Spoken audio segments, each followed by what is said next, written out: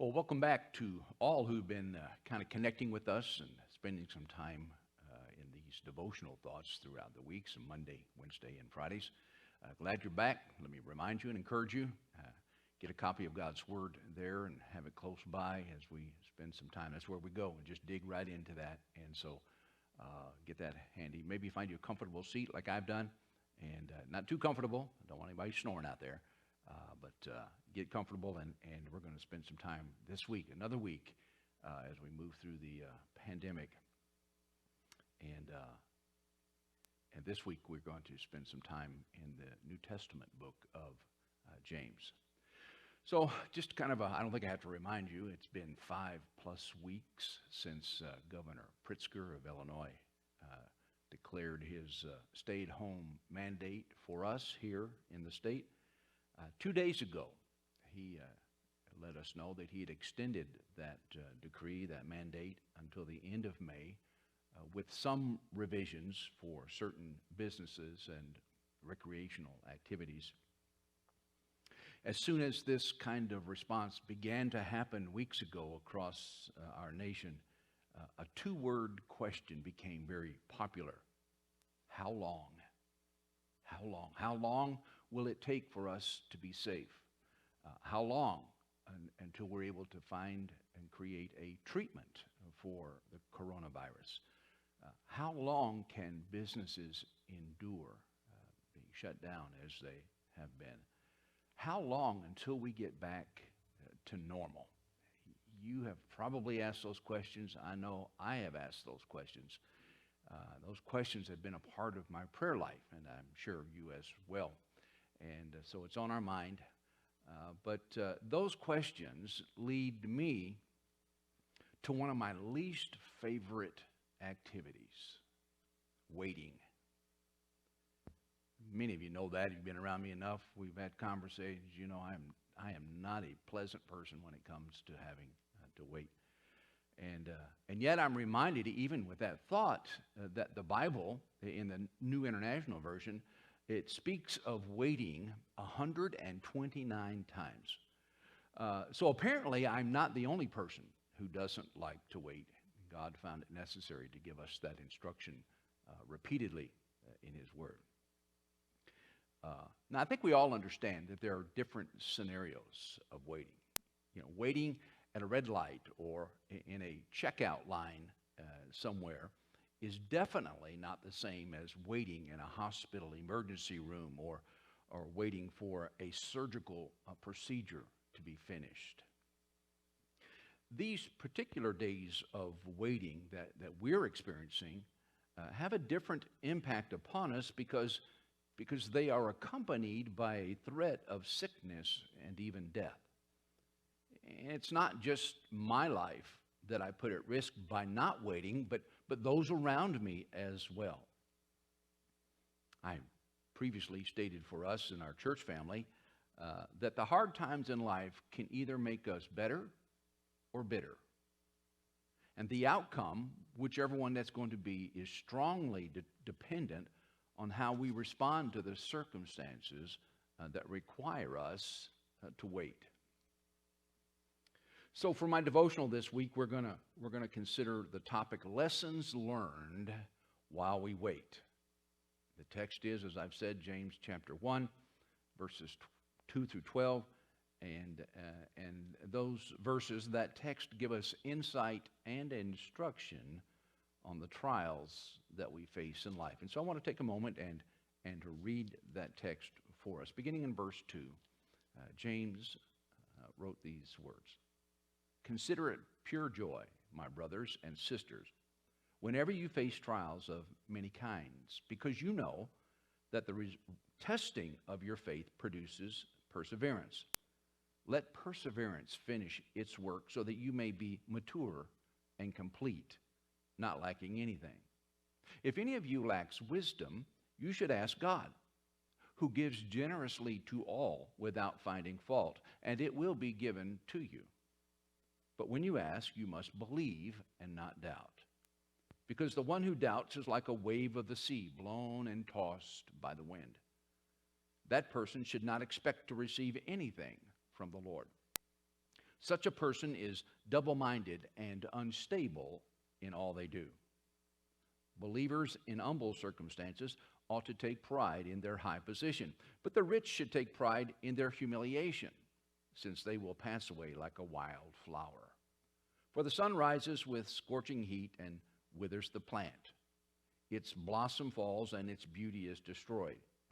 In the same way, the rich will fade away even while they go about their business.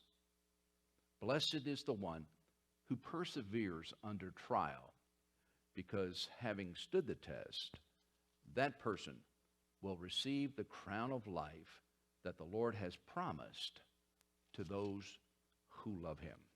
That's our text this week. And so we're going to note three things, three thoughts, three truths from the text as we proceed. Trials are predictable. No one gets through life without trials. They're predictable. Trials are purposeful. They can shape and transform our life. And then thirdly, trials are profitable. They make us better. And so today, we want to begin with that first truth, and that is that trials are predictable. Did you notice how the text began there in verse 2? Not how it began, but that next phrase, that consider it pure joy, my brothers and sisters, whenever you face trials. I heard the humorous story that described the experience of a kindergarten teacher trying to help one of the boys in her class to put on his cowboy boots. He'd ask her for help, and she could easily, once she looked at it, she could easily see why.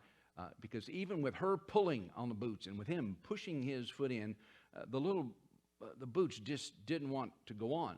And so by the time they had gotten the second boot on, she had worked up a sweat, and the little boy said, "Teacher, they're on the wrong feet." And sure enough, she looked, and she had them on the wrong feet. And so it wasn't any easier pulling the boots off than it was putting them on. And so together again, she and the little boy, they worked to get the boots back on, at this time on the right feet, and they accomplished that. And then he announced, "These aren't my boots." She maintained her composure and once again struggled to help him to pull the boots off. And no sooner had the boots come off of his feet than he said to her, "They are my brother's boots. My mom made me wear them." By now, she didn't know if she should laugh or cry or maybe no, I'm just kidding. She wouldn't do that. But she wrestled with the boots and got them on his feet again. And then she's helping him get his coat on, and she said to him, "Now, where are your mittens?" And he said, "I stuffed them in the toes of my boots." So I'm wondering if you've had those kinds of times in your life when you encountered a frustrating challenge and you got through it and you worked through it, and right there was another challenge in front of you, or a trial, to use the word that James uses in our text. Well, the Apostle Peter wrote these words, "Dear friends, do not be surprised at the fiery ordeal that has come on you to test you as though something strange were happening to you." James says to us that we're going to face trials of many kinds. So let's take a few minutes to examine closely the details of these predictable trials in our life. And notice the word there that he uses, face. We're going to face trials of many kinds. And in the King James Version and the New King James Version, the word is translated as fall into. Fall into. It's a Greek word that's only used 3 times in all of the New Testament. And one of those other places, besides here in James, is found in the Gospel of Luke, the parable of the Good Samaritan in Luke chapter 10, where we're told that there was a man who was traveling from Jerusalem to Jericho, and he fell among thieves. Suddenly, he was surrounded by trouble, and there was no warning, and there was no chance of escape. That's the way the trials often will come. We're going to face them. We're going to fall into them. They're going to surprise us, and we'll have no chance to do much. No warning, no chance to escape. And then he uses the word trials.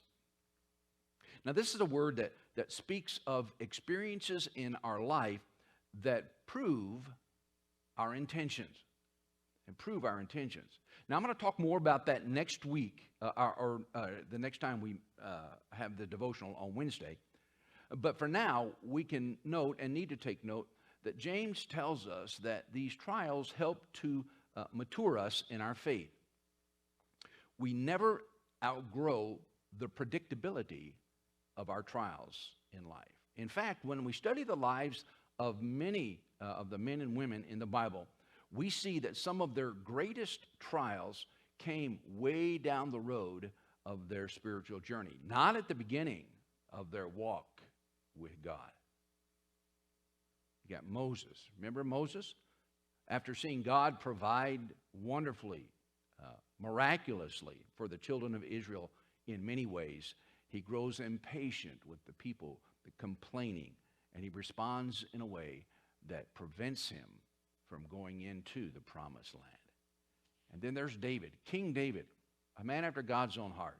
And his greatest trials came after he became king of Israel. And then there's Peter. Peter had proven his courage on many occasions as he walked with Jesus there in those 3 years, but he denied Jesus when he was confronted outside the house of the high priest. We're going to be surprised, no warning, trials, the things that prove the intentions of our hearts. And then he says there are going to be trials of many kinds. Many kinds. This description of trials is not to emphasize the number of trials, but rather the diversity of trouble that we will encounter. Some of the trials that we face or will face are financial or family relationships or job-related circumstances. Some trials that we face are going to be the result of fear or failure, or maybe even the fear of failure. Many of the trials we face are going to be natural trials, sickness and accident and disappointment for all kinds of reasons. Some of the trials are going to be supernatural because we're Christians, because of our faith, because we choose to live contrary to the demands of this world. We will face trials. The Christian life certainly can be full and satisfying, but it is never easy. And the Bible doesn't say that it will be easy. For me, it's helpful to know as we face the trials of life that God can and God will use the trials of our life to shape our lives and to accomplish His purposes. That's where I'm going to continue on Wednesday with that devotional thought. So God bless you. Be safe. Stay healthy. Trust God.